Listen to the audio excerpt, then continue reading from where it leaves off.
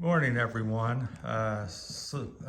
YouTube viewer or slash subscriber had asked in the comments about looking for his first trike, suspension or no suspension. So I said that's a very big question to cover on texting and in the comments. So I said I'd make a video.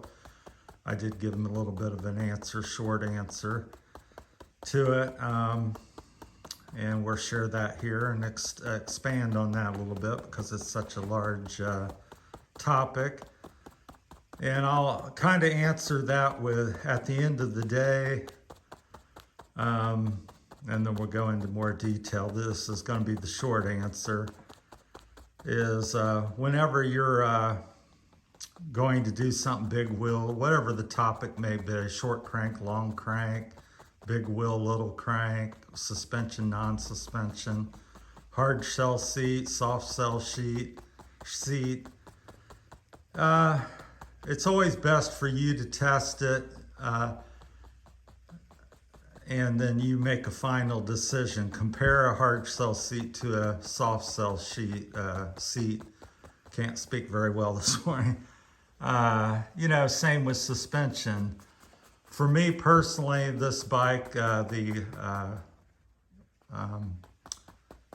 Cat Trike 700 with 50 millimeter tires on it at 45 PSI, handles 75% of what I'm riding, dulls the bumps on the bigger ones, and pretty much eliminates the little debris as far as I'm concerned. So it does what it needs to do for me. I have no real health issues besides Parkinson's.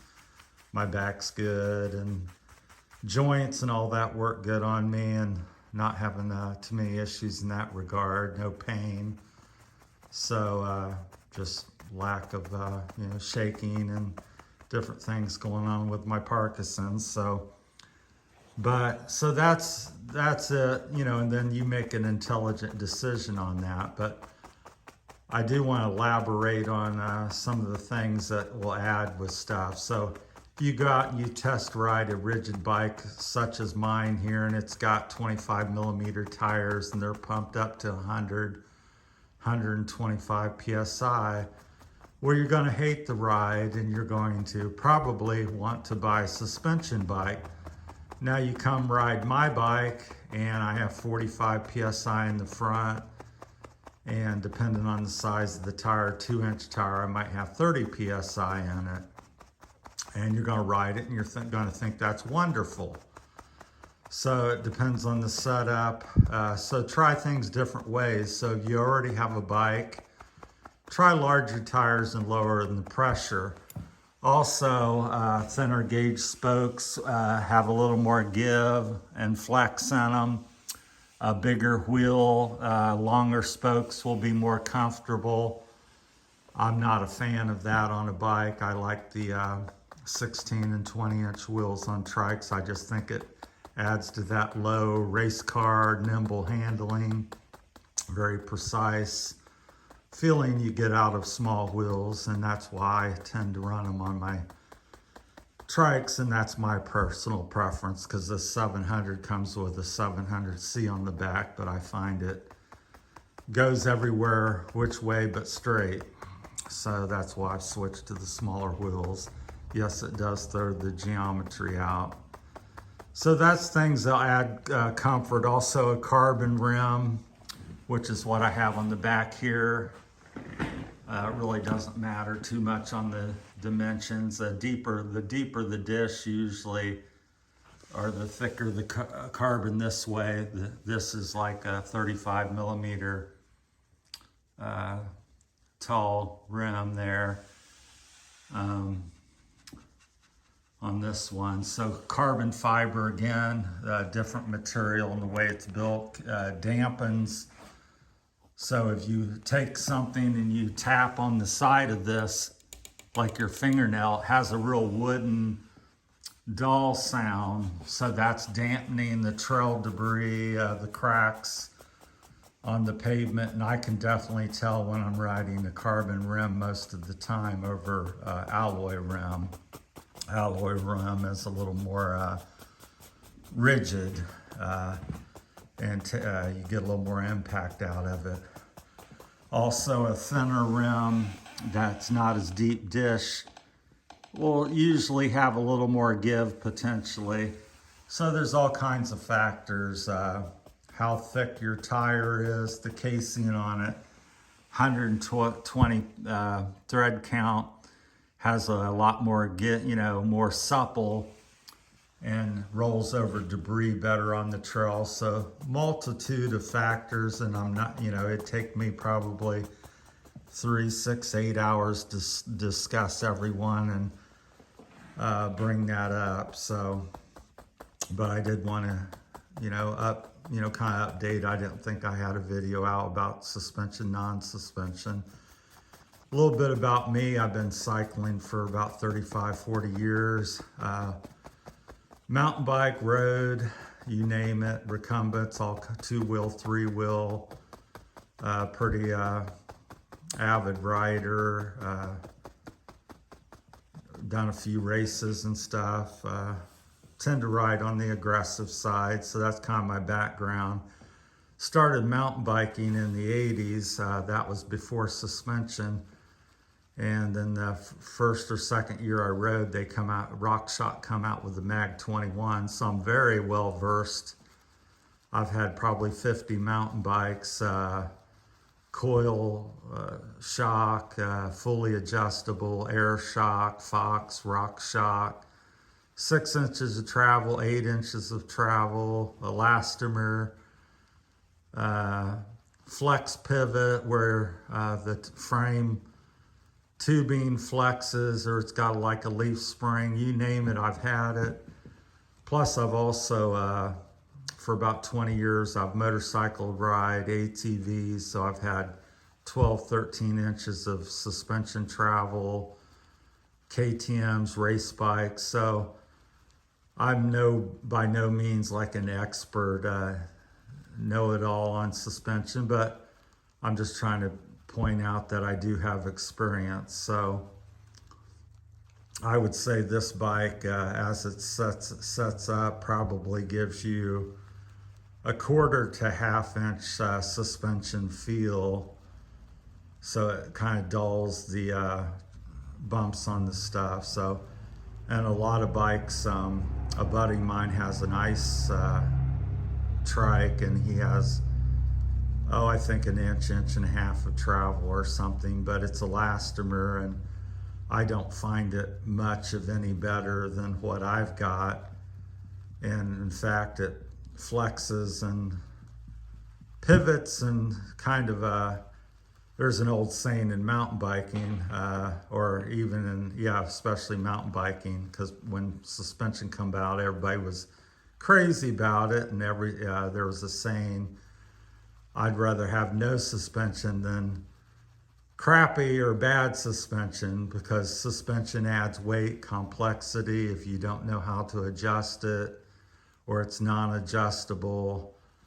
It just opens up another layer of potential problems. So it's not everybody thinks, well, suspension is great, and it is and can be, but it's also expensive, adds weight and things like that.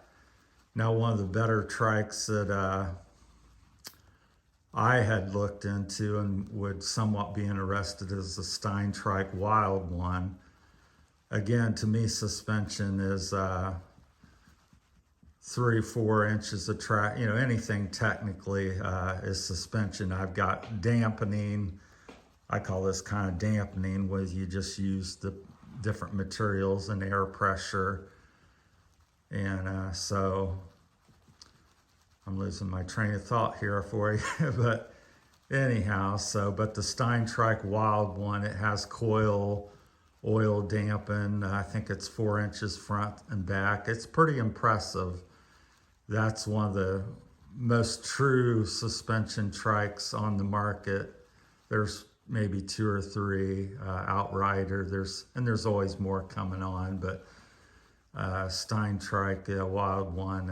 It's been out for, I don't know, 8, 10, 15 years, but you should check that out. But again, it's Trikes are about 45, 50 pounds with suspension, which may or may not be an issue for you. I obviously, if you have electric, it's a little less of an issue in propelling it. But if you ever get to ride one, which I rode my buddies, it's quite impressive of what it will run over. I ran over a 4-inch parking block in a parking lot, and it pretty much almost did, you felt it, but you didn't think much about it. I could hit one of them parking blocks at 20, 30 miles an hour and wouldn't hesitate too much to do so.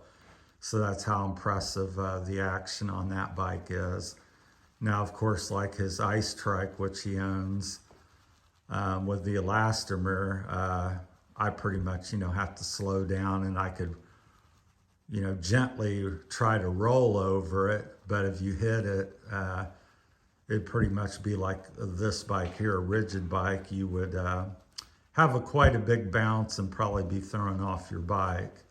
So even though that bike's technically a suspension bike, but with the amount of travel and the elastomer, it's a minimalist or very outdated suspension bike in my opinion.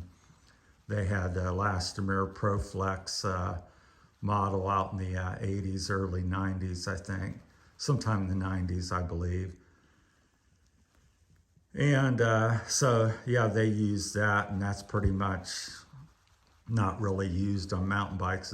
Mountain bikes have become like motorcycles anyhow, and nowadays they're quite sophisticated. So that's kind of my 2 cents. Test it, think about what you're riding, what you need, what works for you, because what works for me, in my opinion, I'm just here trying to share what I know or think about things, and then, to try to help you all.